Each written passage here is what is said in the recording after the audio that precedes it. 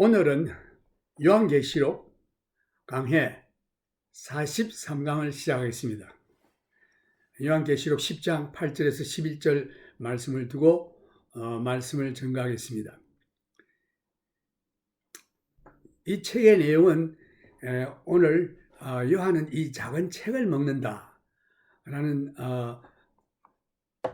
대목이 나오는데, 8절에서 보면 하늘에서 나서 내게 들리던 음성이 또 내게 말하여 가로되 내가 가서 바다와 땅을 밟고 섰는 천사의 손에 펴놓인 책을 가지라 하기로. 이 명령은 요한계시록에 기록된 모든 사건들을 하늘에서 그리스도께로부터 직접 내려온 명령입니다. 예수님께서 모든 것을 주관하시고 계시는 것입니다. 이 계시록은 놀라운 우리 구주 예수님을 영화롭게 하는 것입니다. 예수님은 이 땅 위의 모든 것을 심판하시는 심판주이신 것입니다. 하나님께서 그를 높이시며 모든 이름 위에 그의 이름을 높이 올리셨습니다. 만일 이 음성이 그리스도의 음성이 아니었다면 그 소리는 아마 하늘에서 천사에 내리는 명령의 소리였을 것입니다. 요한은 이때에 분명히 그의 영이 지구로 아마 돌아왔을 것입니다. 왜냐하면 이 책은 전에 하나님 아버지의 손에 있었기 때문이었습니다. 그리고 이제 요한에게 전달된 것입니다. 9절에 보면은 내가 천사에게 나아가 작은 책을 달라 한즉 천사가 가로되 갖다 먹어버리라. 내 배에는 쓰나 내 입에는 꿀같이 달리라 하거늘 내가 천사의 손에서 작은 책을 갖다 먹어버리니 내 입에는 꿀같이 다나 먹은 후에 내 배에서는 썩게 되더라. 요한은 이제 우리 앞에 펼쳐지는 이 놀라운 연극과도 같은 일에 참여하는 자가 되었습니다. 요한에게 전형적인 뜻을 내포한 아주 이상한 일을 하도록 요구되고 있습니다. 이 작은 책을 먹으라고 말씀하십니다. 그리고 그 천사는 그에 대해 설명도 덧붙였습니다. 그 결과는 내 입에서는 다나 배에서는 썩게 될 것이라고 했습니다. 이 책을 먹는다고 하는 것은 하나님의 말씀을 믿음으로 받아들이는 뜻입니다. 이것은 하나님의 말씀을 가르치는 것인데, 예레미야 15장 16절에도 보면은 만군의 하나님 여호와시여 나는 주의 이름으로 일컬음을 받는 자라. 내가 주의 말씀을 얻어 먹었사오니 주의 말씀은 내게 기쁨과 내 마음의 즐거움이오나. 예레미야는 말씀을 먹는다는 것을 말씀이 자기에게 미치는 영향을 비유한 것입니다.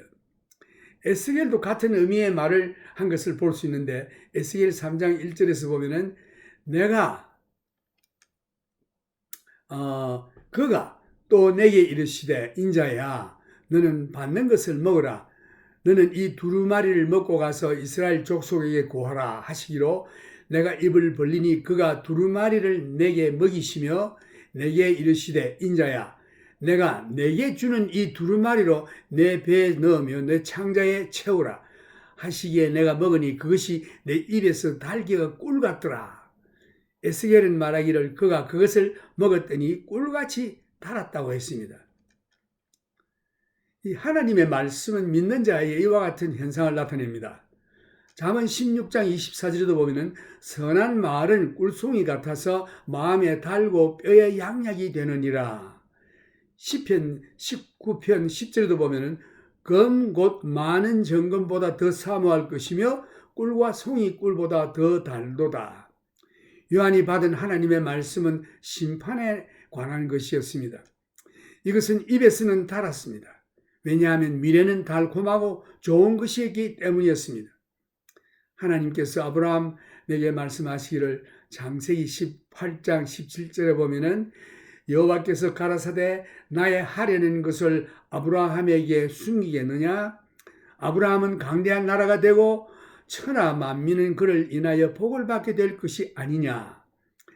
내가 그로 그 자식과 권속에게 명하여 여호와의 도를 지켜 의와 공도를 행하여 하려고 그를 택하였나니 이는 나 여호와가 아브라함에게 대하여 말한 일을 이루려 함이니라.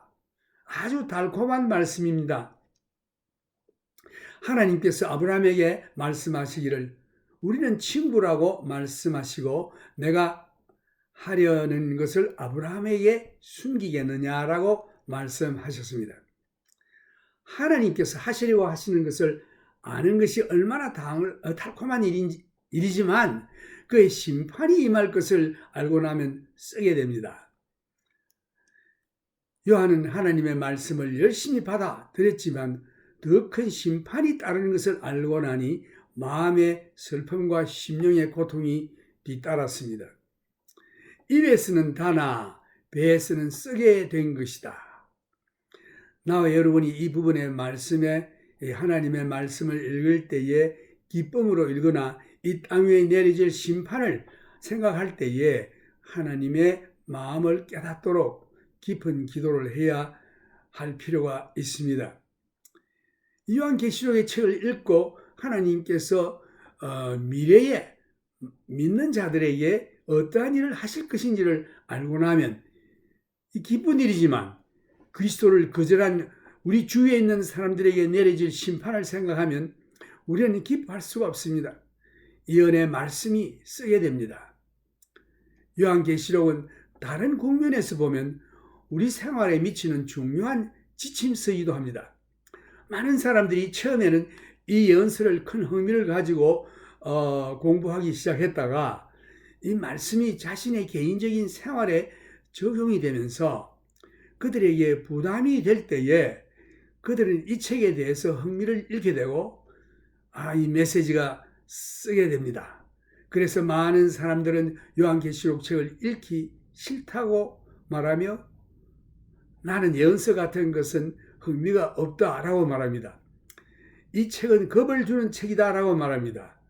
실제로 이 책의 목적이 예수를 거절하는 사람들에게 내려지는 심판이기도 하지만 믿는다고 하는 우리가 믿지 않는 사람과 같은 생활을 하고 있을 때에 세상과 짝하며 육신적인 삶에 대한 경고의 책으로 믿는 자가 그 자리에서 벗어나 참으로 하나님 자녀답게 주님 오실 때까지 부끄러움이 없이 자신을 깨끗하게 하며 살아야 할 것입니다.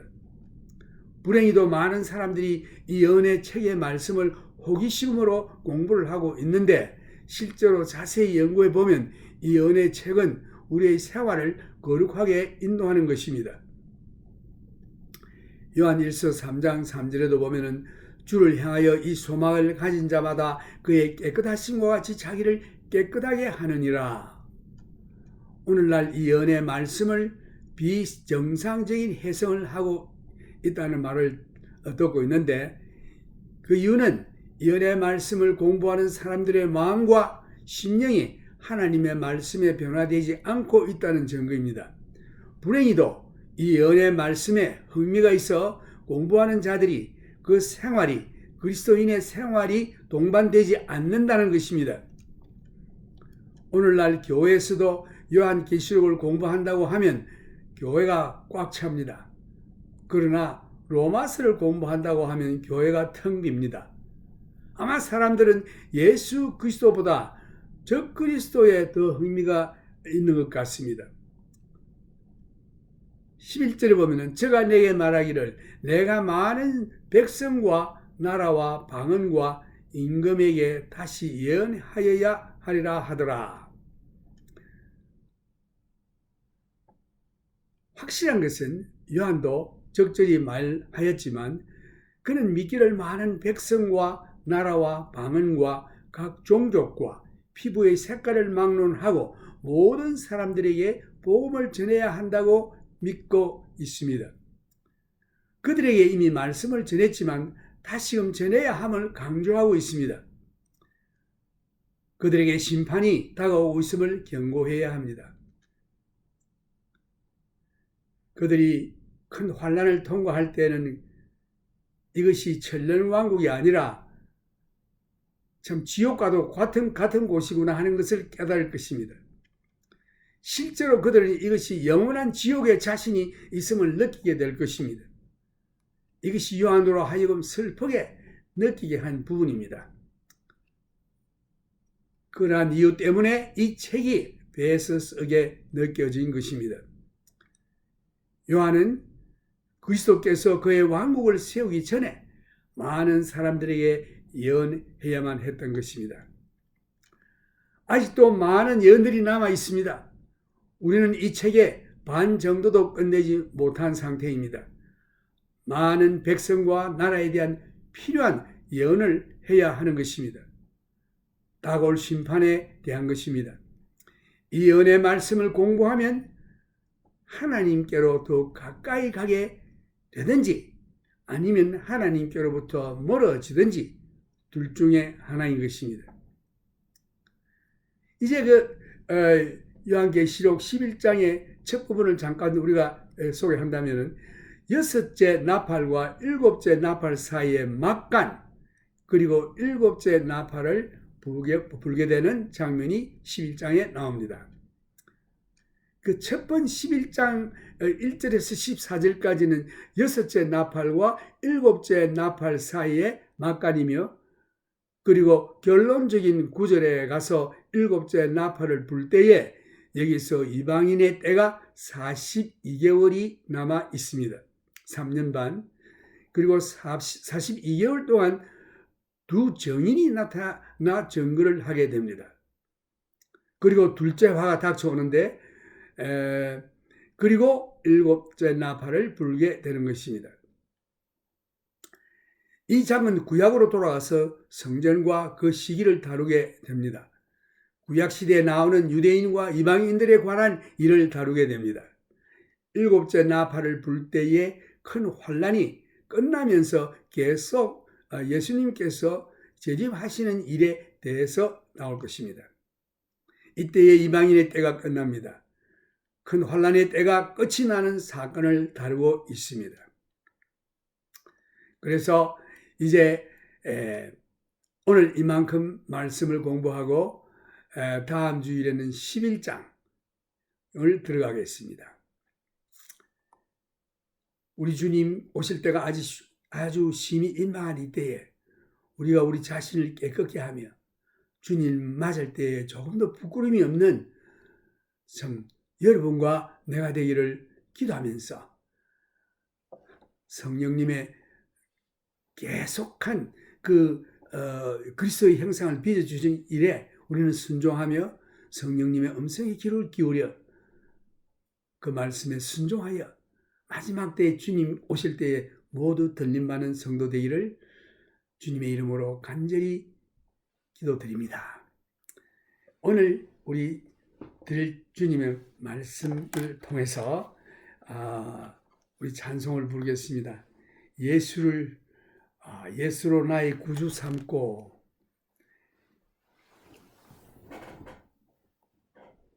찬송가 204장입니다.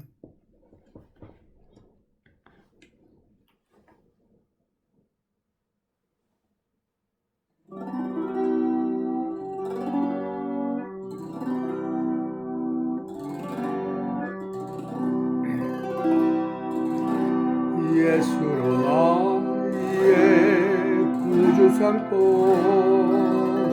성령과 피로서 거듭나니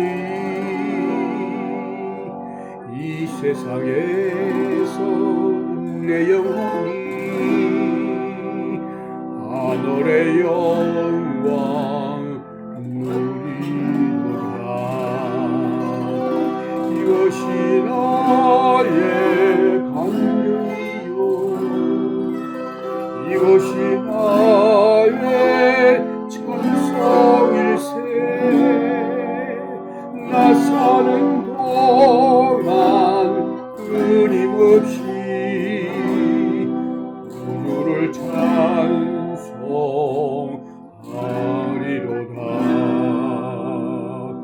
온전히 주께 맡기네요.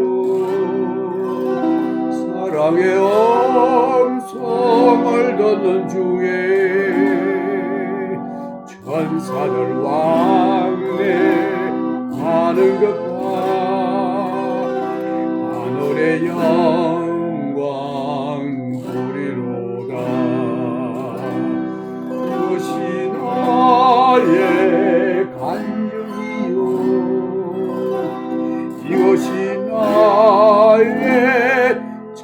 찬송일세 나 사는 동안 끊임없이 우주를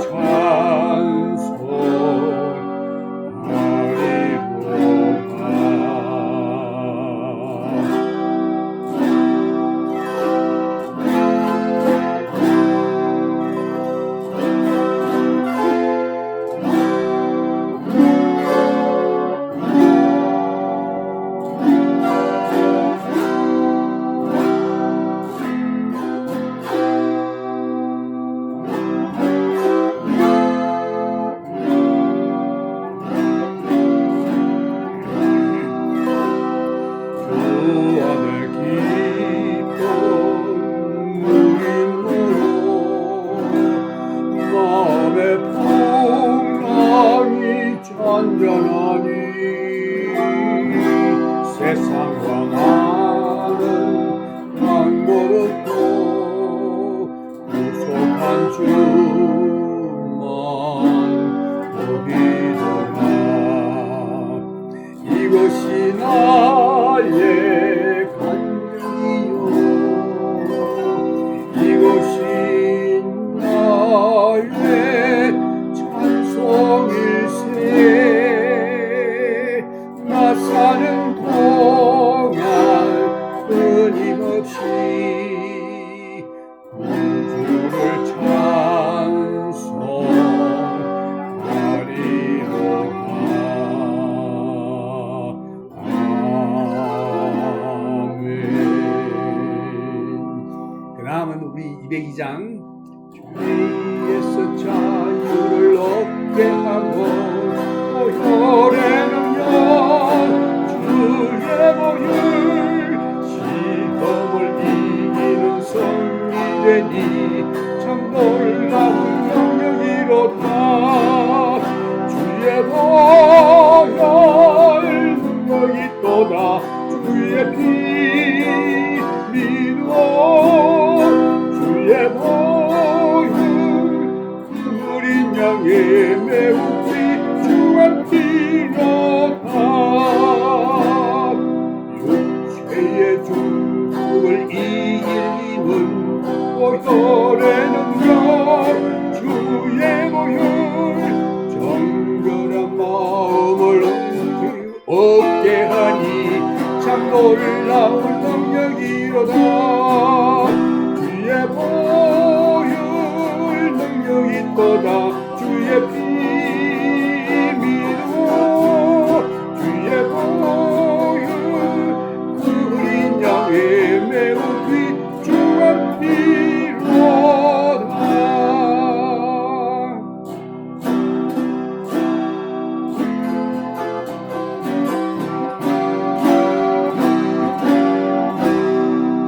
눈보라도 이게 밝히는 것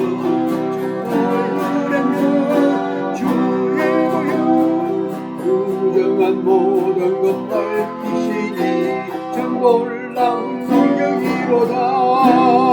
주의 보혈 능력이 또다. 주의 피 믿어 주의 보혈 그 영양의 매우 귀중한 피로다. 우주의 복음을 전할 제목 보혈의 능력 주의 보혈 날마다 나에게 찬송 주니 참 놀라운 능력이로다. 주의 보혈 능력이 또다. 주의 피 믿어 주의 보혈 그 어린 양의 매우 귀중한 피로다.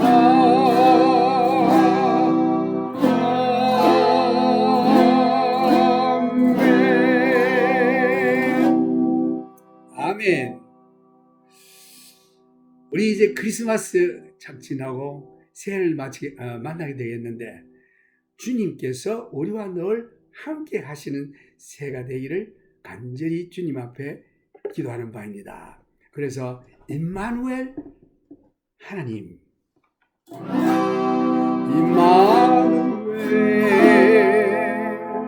임마누엘, 그 이름은 임마누엘,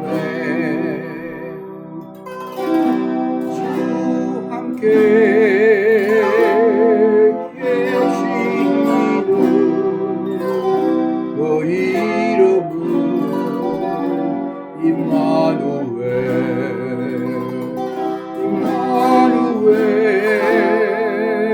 임마누엘, God is with us, Emmanuel. He lives in us, He's within us. His name is Lord Emmanuel. 이제 2021년도에는 임마누엘, 하나님이 우리와 함께 하시는 해가 되기를 간절히 주님의 이름으로 축원합니다. 이제 우리 주 예수 그리스도의 크신 은혜와 하나님의 무한하신 사랑과 성령님의 교통하심이 오늘 우리 주 예수 그리스도를 영접한 우리 형제 자매들 위에 우리 주님 오실 때까지 영원토록 함께 하시기를 우리 주 예수님의 이름으로 축원하는 바입니다.